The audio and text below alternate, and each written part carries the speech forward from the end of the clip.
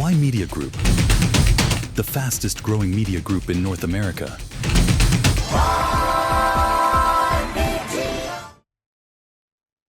Hello and welcome back to Why Media Newsroom. I'm Ramona Singh, and we saw the Prime Minister essentially after the NATO summit go to meet the Crown Prince Mohammed bin Salman in Saudi Arabia in Jeddah to strengthen the trade relationships and investment ties with Saudi Arabia, marking a very significant shift from where Canada's relationship was with Saudi Arabia during Prime Minister Justin Trudeau's era. If you recall, in the late of 2018, essentially, if you recall the post that was posted on X, I think back then it was Twitter, by Krista Freeland, who was the Foreign Affairs Minister, about the human rights record of Saudi Arabia. And then it was created a massive diplomatic row where Saudi Arabia recalled all of the international students that were in Canada. And also it was just a massive diplomatic thing that really never recovered.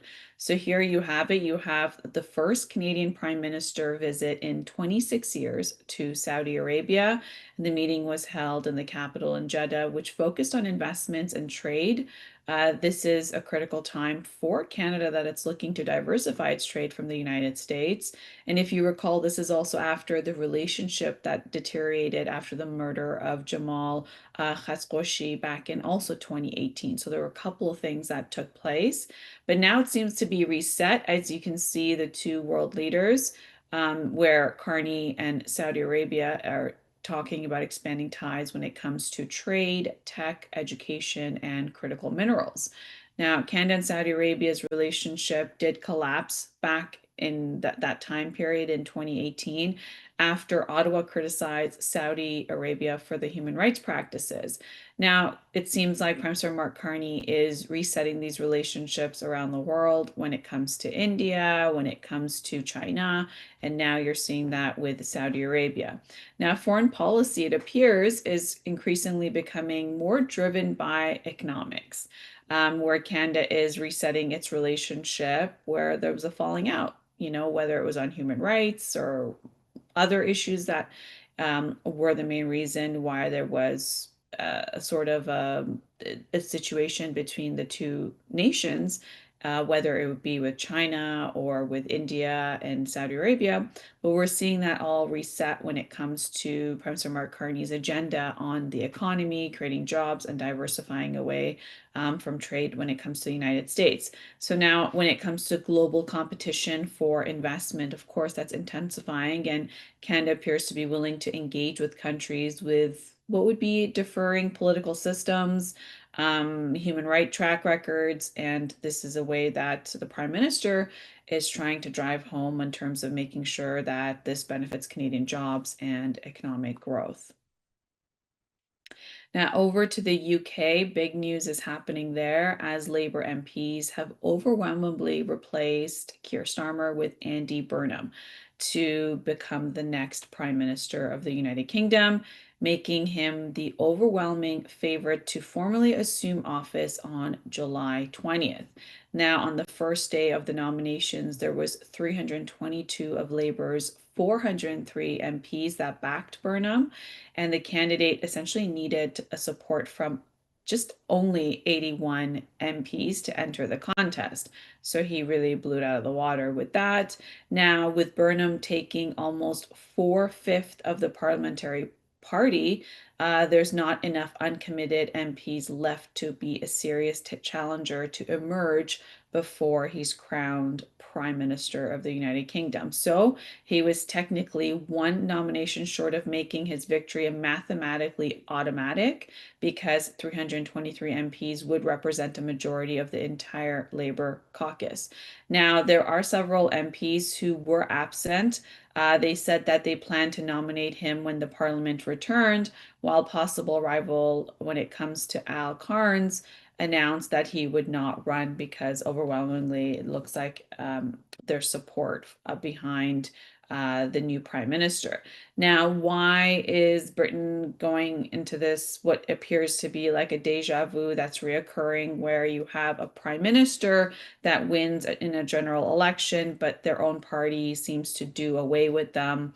and pick someone else within the MPs to become the next prime minister, where it seems to be not with the votes of the people, with the voters, with the citizens of the United Kingdom, but rather when it comes to caucus itself and the party. So now what happened? Well, current sitting Prime Minister Keir Starmer announced his resignation back in June after the Labour Party suffered very poor results in May 2026 local elections. The losses intensified concerns inside the party about Labour's direction, as well as its declining popularity and its ability to confront the growing threat from Reform UK. And if you recall, the Labour Party took out the Conservative Party after they changed three leaders just in a matter of a few years. Now, because the Labour still holds a parliamentary majority, Britain does not need an immediate general election. That's why they're able to do it amongst themselves.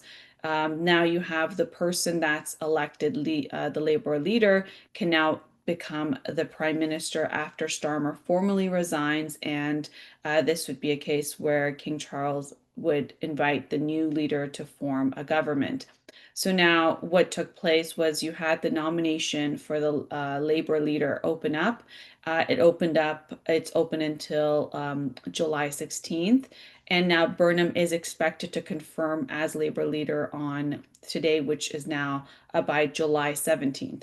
Now, Keir Starmer would then formally leave office, and then you have King Charles III, who's expected to appoint Burnham as Prime Minister on Monday, July 20th of this year.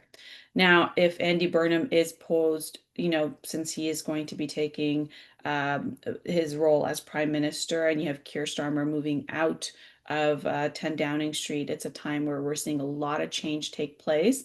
Now, if you want to know what is the background of Andy Burnham, well, he's approximately 9 years as mayor of the Greater Manchester, and that was previously after he served as in Parliament and holding very senior cabinet positions under the Labour government. So now he's recently returned to the House of Commons by winning a special election in the constituency of Markerfield. Becoming an MP was critical because Labour's leader needs to become the prime minister, and the prime minister must have a seat and be in Parliament, not be outside of Parliament. So his route back to what would be in becoming prime minister is very politically significant because earlier in 2026, the Labour officials had blocked an attempt for him to return through another constituency, fearing that he could challenge Keir Starmer. And now, so it appears that he's got majority of the support, and now he is going to be the next prime minister. This is a significant time in the UK because when there's a shift, you're seeing that the public is essentially expecting a reset. Now, Burnham is generally associated with Labour's soft left rather than what would be the hard left or would be a centrist wing. He has previously ran unsuccessfully for Labour leadership back in 2010 and 2015, making this his third leadership attempt. He has built a national profile as Greater Manchester mayor through bringing the region's bus system under greater public control, as well as calling for more power and funding to be transferred from London to Greater Manchester. And he campaigned on housing, transportation, and regional inequality. Now, when it comes to challenging central governments over funding, this was something that he was key in during the COVID era restrictions, and he also promoted more interventionist economic agenda. Now, his governing philosophy has sometimes been described as Manchurianism, and that is using what would be a local investments, public infrastructure, as well as devolved political power to stimulate economic growth. Now, Burnham enters the race, even though it's open, and it looks like he's not going to have any challengers because he's got the overwhelming majority and he will be crowned the next prime minister.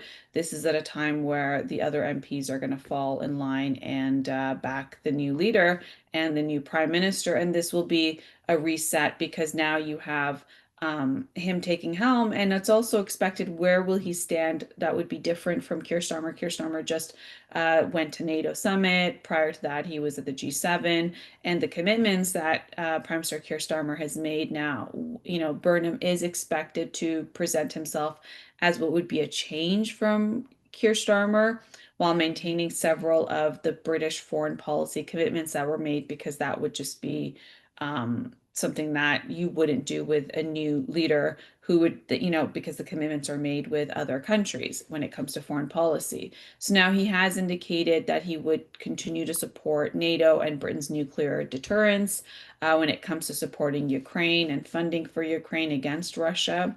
He also has committed to supporting UK's relationship with the United States, as well as the higher defense investment that has been called for now under NATO to 5% of GDP by 2035. When it comes to domestically, he's expected to emphasize housing, transportation, regional investments, public service, and a greater devolution away from what would be Westminster. Now, he's also been criticizing Labour earlier in terms of their response to Gaza war, and suggesting that Britain should take a stronger position regarding Israel settlements as well as humanitarian crisis. So it'll be very interesting to see how he will stand on those issues when he's in office, and on July 20th. Now, when it comes to Burnham, he would inherit a very difficult political and economic situation. There is a weak economic growth as well as pressure on household finances. This war with Iran has essentially created a massive surge in energy prices, and that has contributed to the inflation numbers in the United Kingdom. Now, there's also the overstretched national health services that's top of mind for the people of the United Kingdom, as well as rising welfare and disability benefit costs, immigration and asylum seeking, system pressures that exist in the United Kingdom, and what would be a demand for higher defense spending, which has been really hammered by NATO in the previous summit. And one of the major ones when it comes to the political front is the competition from Reform UK. There seems to be a surge of support for Reform UK, which is, far right of right. So more right than the Conservative Party in the United Kingdom. And then there's a strained relationship between Labour and parts of its traditional voter base, as was really the downfall of Keir Starmer, and that's something that he's going to have to reignite again. And another one is the Middle East instability that we're seeing take place, that it's creating increased energy prices. So in this case, you have Andy Burnham's overwhelming support gives the Labour a very quick and orderly transition without them having to go into a leadership election, and then you would stall what would be government matters for quite some time. And it would create a lot of political risk. So now he will be in Downing Street without a competition, without a competitive leadership race, really, and or a national election or a detailed examination of his policies. So that has created concerns from the Conservatives as well as the Reform Party.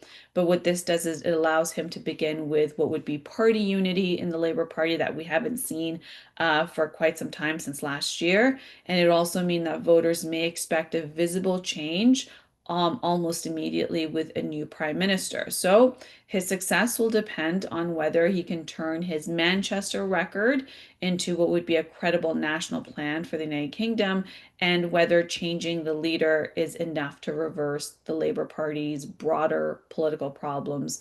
That is to be seen, because when it comes to leadership changes, it often is supposed to reset public expectations.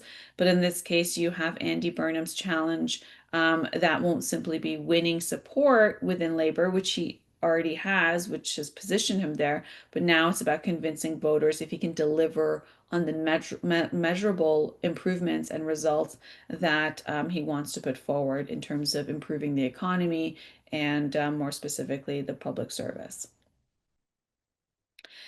Now, going back to President Trump in the United States, there has been big news in terms of him making changes to the U.S. Election Assistance Commission, and that has left the federal election agency effectively frozen. And this is raising concerns about what would be the preparation of this year's midterm elections, which are around the corner. Now, the Democratic commissioner has been removed, and the Republican commissioner has resigned. And so now the agency lacks a functioning leadership to be able to put things in process for the midterm elections that are in November of 2026. Election officials have expressed their concerns, and this is the time where you've had the president say that the election that he lost to Joe Biden was stolen from him, and he's made a lot of accusations that have yet to come to surface and to be proven.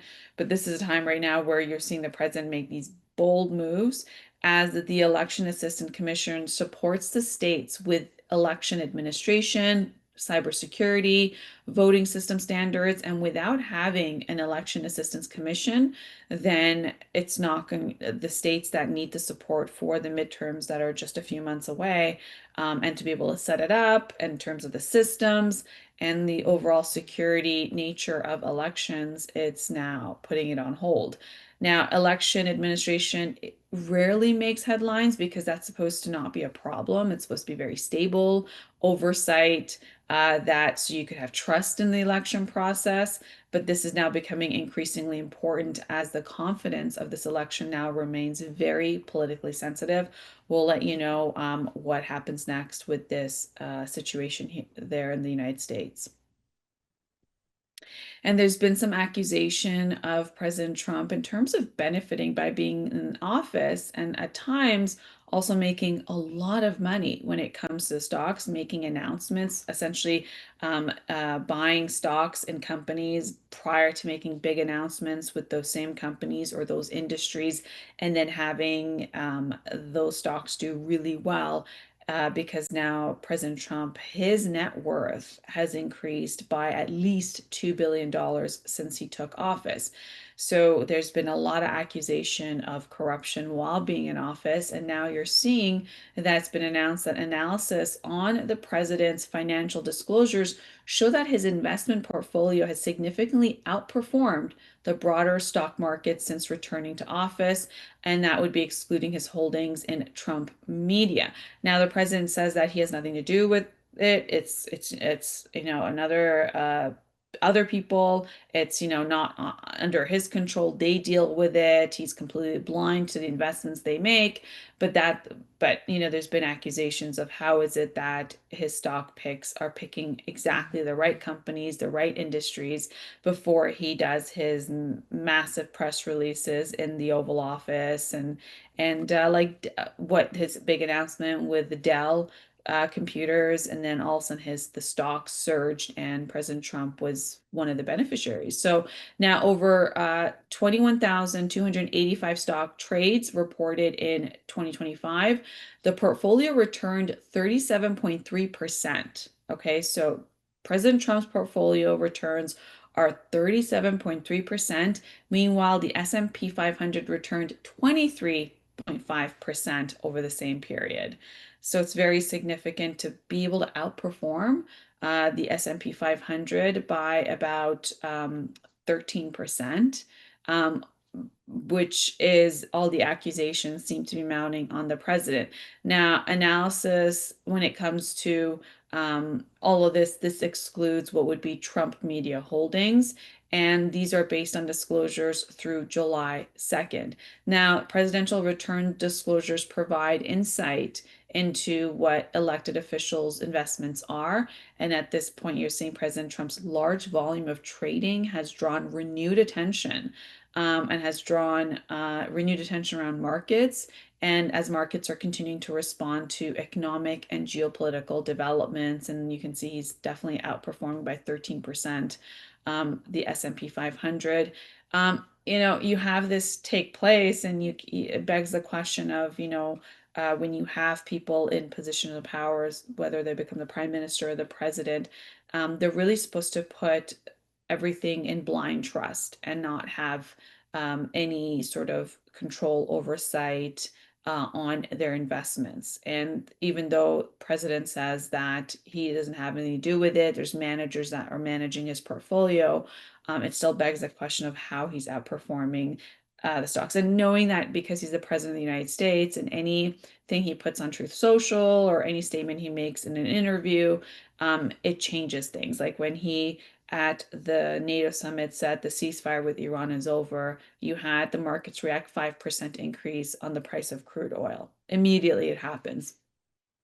And then we've seen him do that consistently because he knows what he says will impact the markets. And surprisingly or not surprisingly, he's able to buy those same very stocks of the things he talks about that affect the markets, and he makes more money. And that's what has been happening since he's taken office for the second. And this would be his last term. He only has another 2.5 years, and he's not able to run again. Constitutionally, a president cannot have more than 2 terms.